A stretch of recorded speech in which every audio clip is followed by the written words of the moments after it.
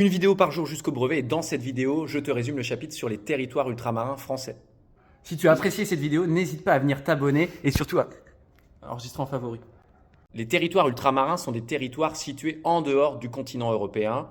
Ils sont au nombre de 13 et dénombrent environ 2,6 millions de la population française. Ces territoires ont des particularités, des caractéristiques qui poussent les acteurs qui y vivent à mettre en place des aménagements spécifiques. En description d'ailleurs, je vais te laisser tous les territoires ultramarins, comme ça tu pourras les apprendre facilement. Les territoires ultramarins français sont situés dans tous les océans du monde et permettent à la France d'obtenir la deuxième place zone économique exclusive, ZEE. La première spécificité des territoires ultramarins, c'est leur insularité, c'est-à-dire que ce sont des îles. On constate régulièrement que sur ces îles, ce sont les littoraux qui sont habités. La partie centrale est, elle, souvent composée d'espaces naturels, forêts, mangroves, volcans, parcs naturels, montagnes. Ces contraintes empêchent donc l'installation en masse.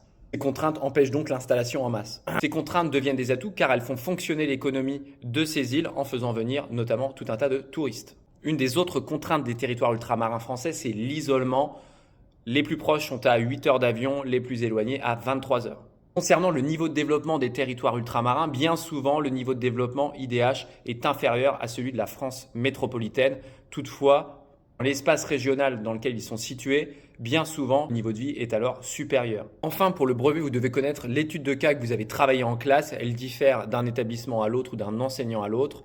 Vous avez sûrement travaillé sur la route du littoral ou alors sur le pont entre la Guyane et le Brésil, qui sont des aménagements qui permettent donc de répondre aux contraintes naturelles et alors d'accueillir plus d'habitants et de favoriser le développement économique de ces zones régionales.